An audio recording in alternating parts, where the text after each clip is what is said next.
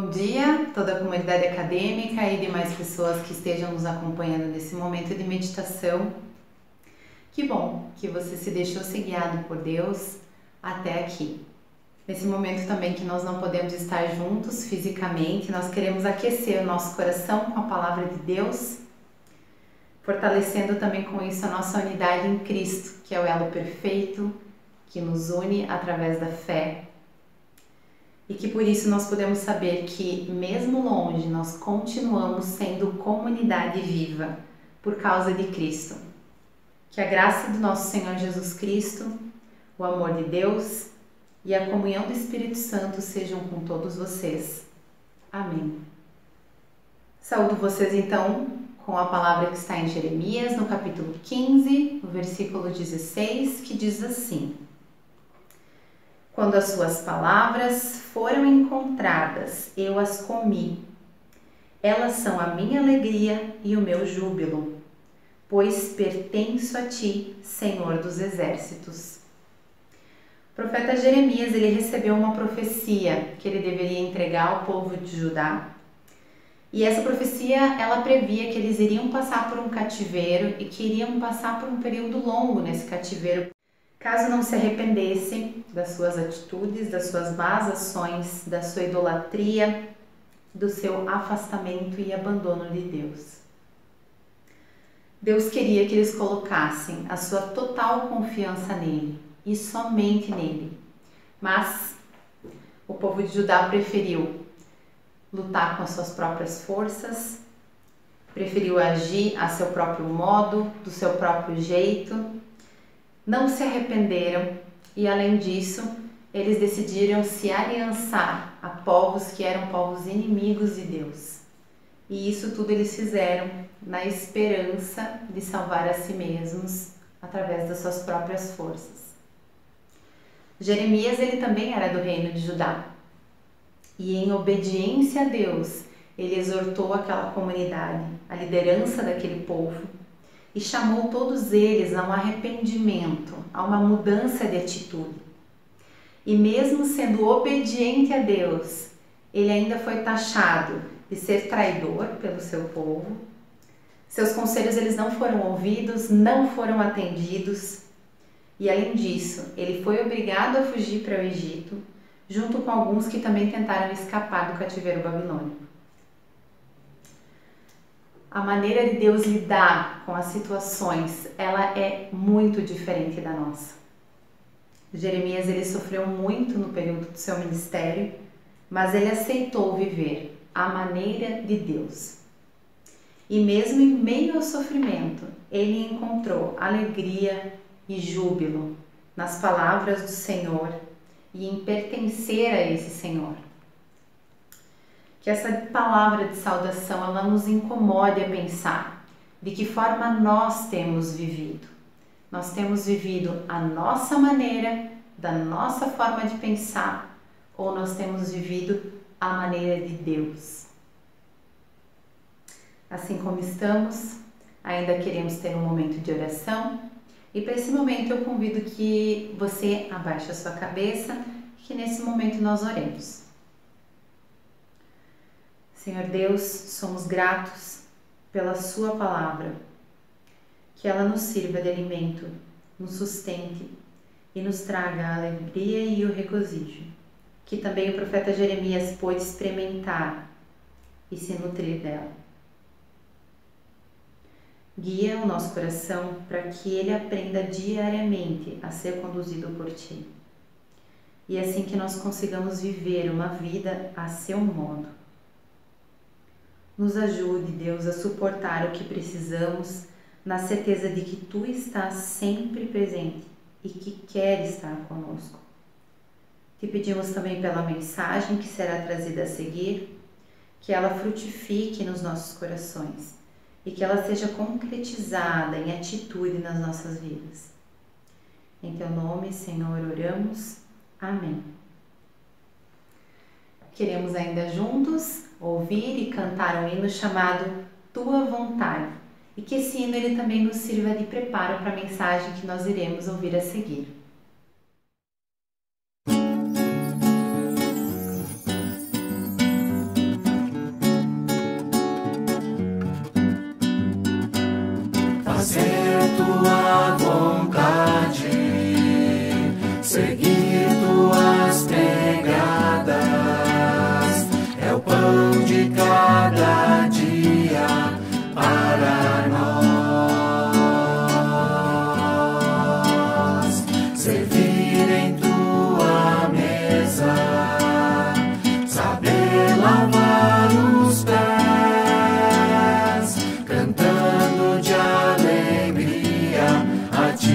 Senhor. Como tu fizeste, Senhor, nós queremos fazer tua vontade, ó Pai, transforma em nosso querer tua vontade. Como tu fizeste, Senhor, nós queremos fazer tua vontade, ó Pai, transforma em nosso querer tua vontade.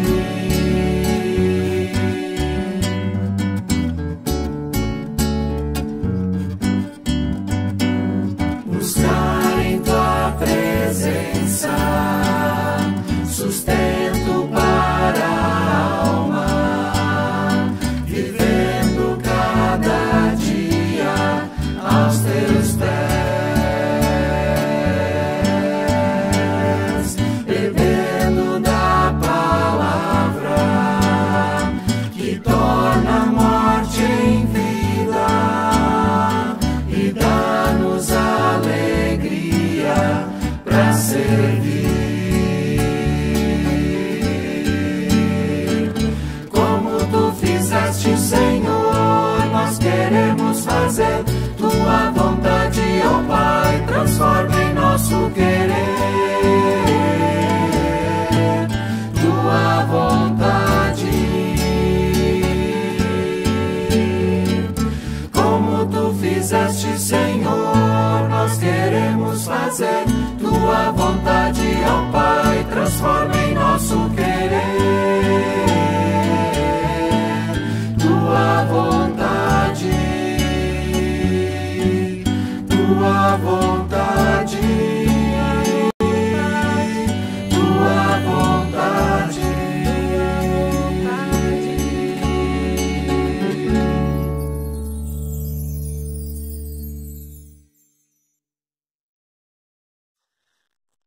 Nós acabamos de cantar Transforma em nosso querer a tua vontade. E nós precisamos orar, de fato, para que isso aconteça, pois isso não vem de nós mesmos, não vem de dentro de nós naturalmente. Nós cantamos que seguir suas pegadas se torne o nosso pão de cada dia.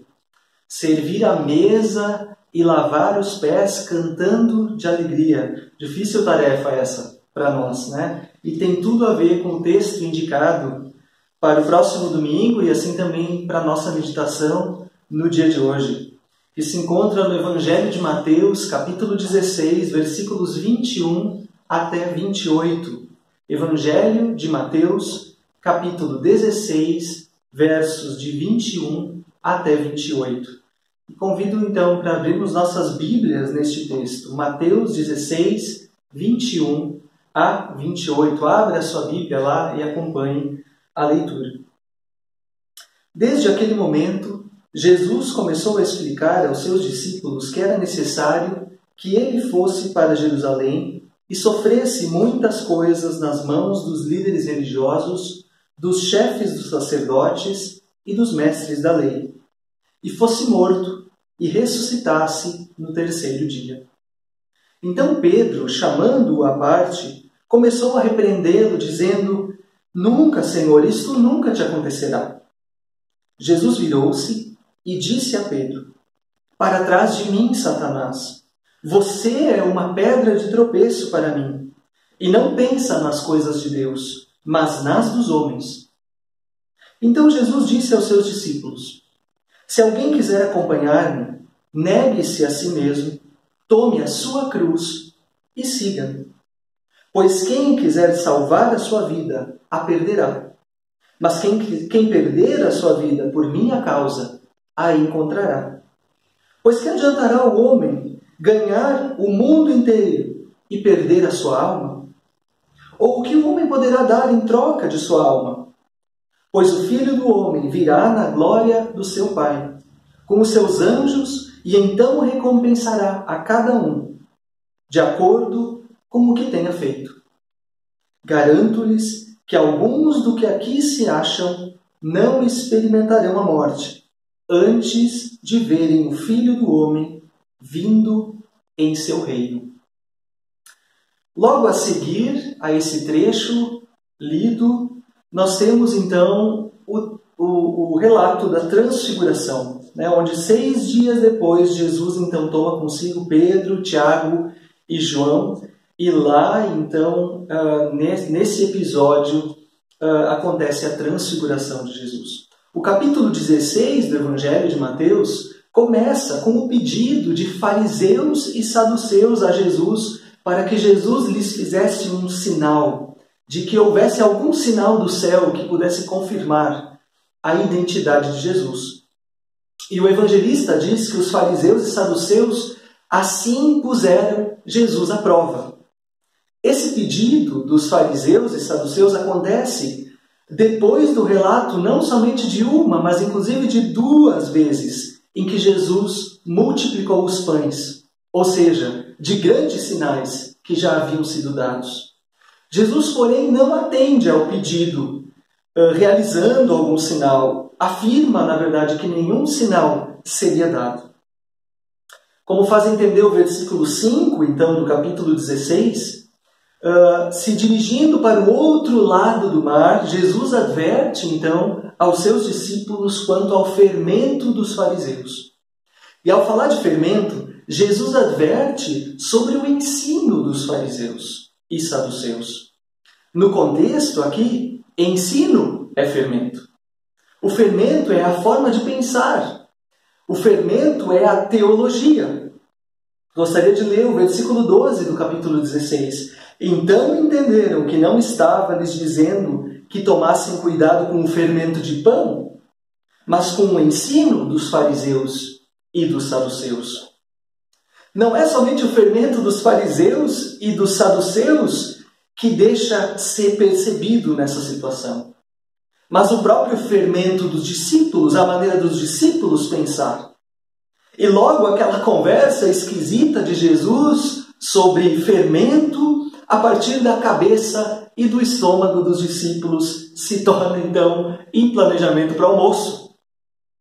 A gente pode perceber que a situação cotidiana não havia sido ainda definitivamente marcada por aquilo que até ali eles tinham vivido, que eles tinham experimentado com Jesus, aquilo que eles tinham testemunhado.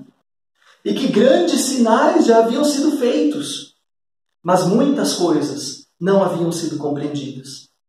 Os sinais do céu, pedidos por fariseus e saduceus com intenções escusas, estranhas, haviam sido vistos, sim, pelos discípulos. Assim como por uma grande multidão, como dizem lá os versículos no capítulo 14 e também no capítulo 15 do Evangelho de Mateus. Mas de que adiantam sinais quando eles não apontam para aquilo que eles devem apontar, para a realidade a qual eles devem apontar? Nós podemos pensar assim, bom, aqueles fariseus e saduceus descrentes, eles querem sinais, que coisa horrível.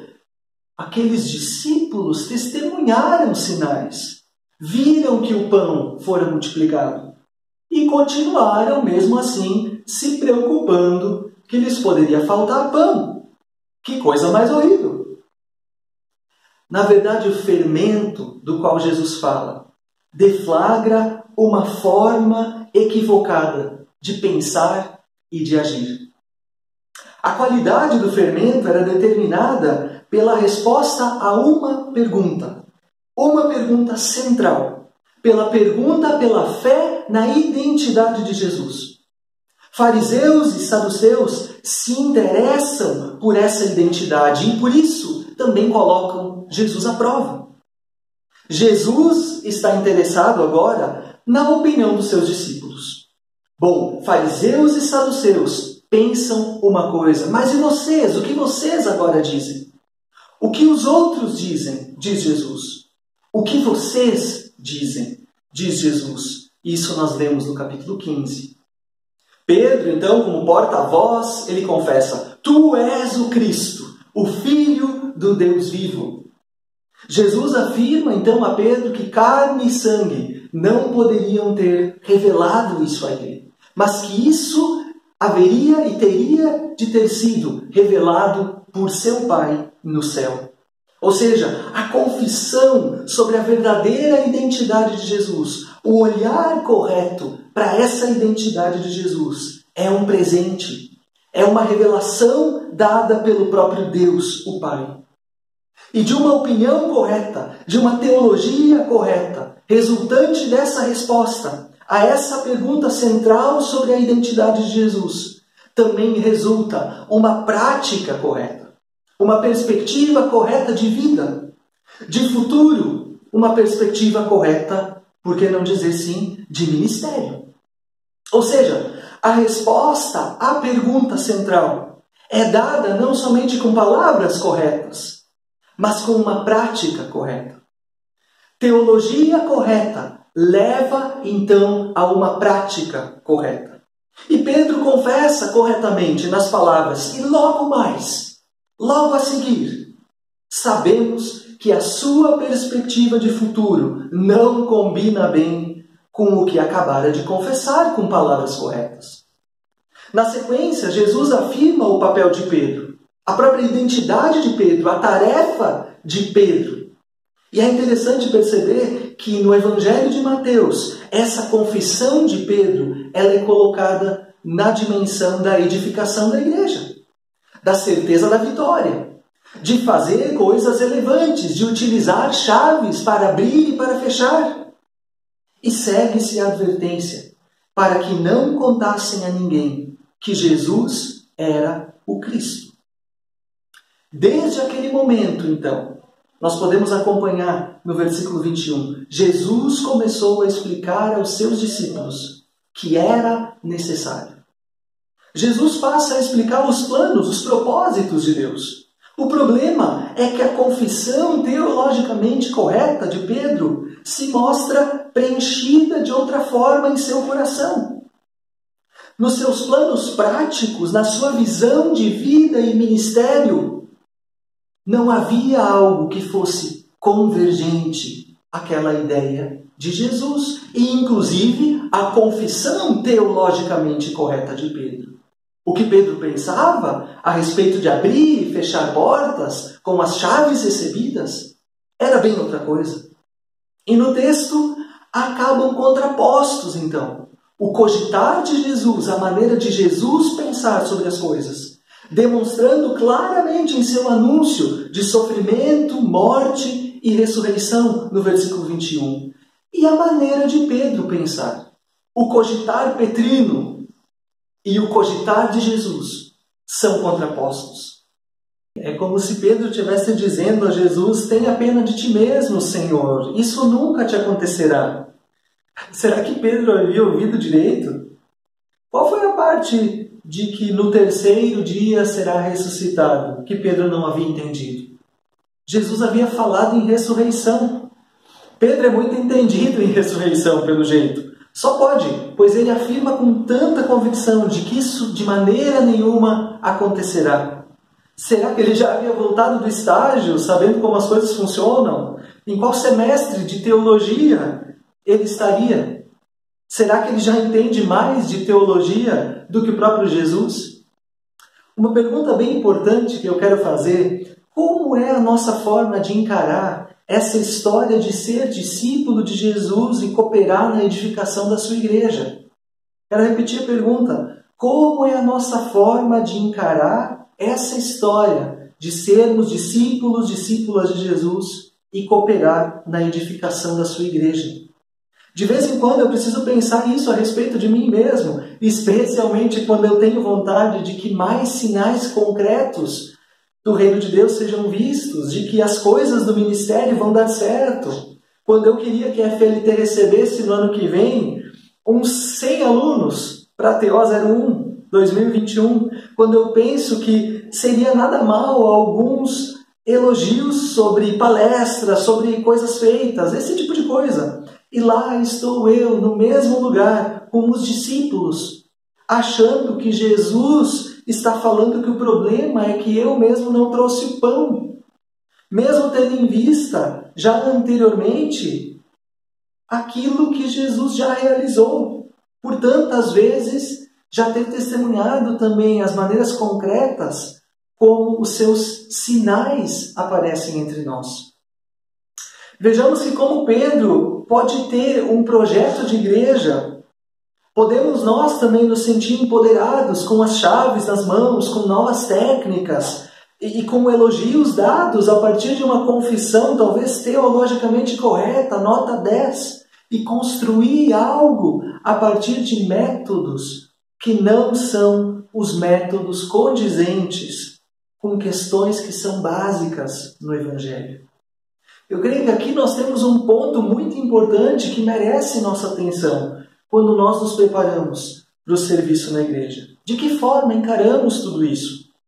Como discípulos e discípulas de Jesus, em plena caminhada, nós pensamos nas coisas de Deus ou pensamos nas coisas dos homens? Qual é o nosso critério de avaliação? A partir do que nós avaliamos?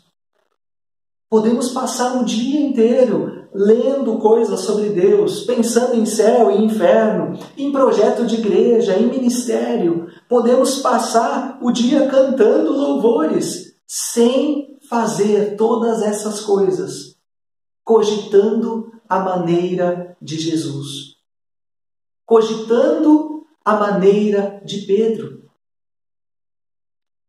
Ou seja, como as coisas são na perspectiva de Deus. Nós devemos refletir a esse respeito. Veja que no capítulo 17, no relato da transfiguração, aparece a insistência de Pedro em não pensar como deve a respeito das coisas de Deus. E parece novamente que a sua opinião é aí deflagrada. Pois na transfiguração ele diz: Senhor, é bom estarmos aqui, se quiseres, eu farei 3 tendas. Uma para ti, uma para Moisés e outra para Elias. E Jesus então passa a ensinar, e ele ensina aos seus discípulos a sua maneira de cogitar sobre as coisas. Que é uma maneira que os discípulos não querem ouvir, não gostam de ouvir. Jesus ensina, porém, a forma de pensar nas coisas de Deus. A sua forma de cogitar. Interessante que pensar nas coisas de Deus tem a ver com fazer coisas a forma de Deus. Não somente pensar a forma de Deus, mas tem a ver com fazer coisas. E por isso Jesus diz: negar-se a si mesmo, tomar a cruz, seguir.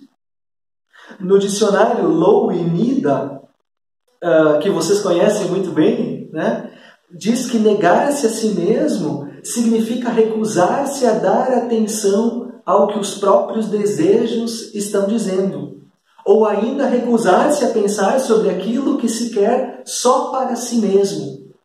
Ou até mesmo dizer para o próprio coração: fique quieto.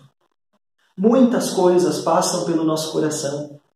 Muitos são os nossos desejos e nossas formas de pensar. Mas negarmos a nós mesmos significa recusarmos-nos a dar atenção ao que os nossos próprios desejos estão dizendo. E essa é uma mensagem completamente fora de moda. A negação de si mesmo afeta áreas bem importantes da nossa vida. Não negar simplesmente algumas coisas, mas Jesus fala em negarmos-nos a nós mesmos, aquilo que vai no mais íntimo do nosso coração, na nossa maneira de pensar e de ser. Temos os nossos próprios desejos naturais, que podem e devem ser negados na perspectiva de Jesus. Enquanto o mundo em geral diz: não se negue nada, faça tudo aquilo que você deseja. Jesus, porém, diz: negue-se a si mesmo. Negar-se a si mesmo diz respeito também a dar valor maior àquilo que a palavra de Deus me diz do que aquilo que a minha própria razão ou os meus sentimentos me dizem. Quando Pedro tenta desviar Jesus do seu caminho de sofrimento, Jesus diz a Pedro: você não pensa nas coisas de Deus. Felicidade, de acordo com o Evangelho, não tem a ver com encontrar-se, com dizer um sim, aceitando-nos como nós somos, e aceitando opiniões e também critérios, de felicidade e sucesso que se espalham por aí, também nas formas de fazer as coisas na igreja. mas que não pensam nas coisas de Deus, a moda de Deus. Siga o seu próprio coração, diz a mentalidade do mundo. E Jesus diz, negue-se a si mesmo. Negar-se a si mesmo também tem a ver com negar a soberania do meu próprio temperamento, dos meus vícios, de minhas possíveis tradições e até mesmo virtudes. Paulo é um bom exemplo disso, quando diz que aquilo que ele considerava tão importante lá em Filipenses 3, ele, por causa do conhecimento de Cristo, ele passa a considerar tudo o que havia antes, que ele achava que era lucro, ele considera como perda. Tudo que lhe era tão precioso, esse fariseu tão zeloso, é agora considerado como perda. Jesus fala em tomar a cruz. E essa é uma atitude também necessária para o ministério. Tomar a cruz, quem toma a sua cruz sabe-se condenado. Quem toma a sua cruz sabe que em si mesmo não existem as possibilidades necessárias para grandes feitos, pois está no caminho com a cruz. Quem está com a cruz sabe o que se passa no seu próprio coração. O caminho da cruz é um caminho de confissão, é um caminho que faz reconhecer a nossa própria fraqueza e nossas próprias impossibilidades. E o poder de Deus, então, se aperfeiçoa na nossa própria fraqueza. Na lógica de Jesus, segundo o seu cogitar, aquele que quer salvar a sua vida, a perderá. E aquele que perder a sua vida por causa dele, esse misteriosamente a encontrará. E nós, naturalmente, nós não queremos perder. Naturalmente, nós queremos ganhar. Nós não queremos naturalmente seguir suas pegadas. Nós não queremos naturalmente que esse seja o nosso pão de cada dia. Naturalmente nós não gostamos de servir à mesa, de lavar os pés. Que dirá? Queremos fazer isso cantando de alegria. Mas somente Deus pode fazer isso acontecer em nós. Que Ele assim faça em nós. Esse é o meu desejo para mim mesmo. Esse é o meu desejo para cada um de nós. Que à medida que caminhamos, que à medida que cogitamos das coisas de Deus, possamos cogitar de fato a moda de Deus. E possamos buscar fazer também as coisas à moda de Deus. A partir da sua vontade, a partir dos seus critérios, a sua maneira. Que o Senhor assim nos abençoe. Porque para nós, de fato, essas coisas não são naturais. De que maneira nós pensamos? Pensamos a maneira de Pedro ou pensamos a maneira de Jesus? De que maneira nós agimos? Agimos a partir de um cogitar do Evangelho, de um cogitar que vem de Jesus a respeito do próprio ministério e das coisas do Evangelho? Ou pensamos à maneira de Pedro? Que o Senhor nos abençoe, que possamos refletir adiante sobre esse texto, sobre essa palavra, e que o seu Santo Espírito faça que de fato cogitemos a maneira de Jesus. Amém. Somos gratos pela palavra bíblica anunciada a nós e também acolhida pelos nossos corações. E queremos chamar você a participar do nosso momento de oração, de intercessão e de bênção final, que acontece na nossa sala virtual. E para participar desse momento, você pode acessar no link abaixo. Até logo!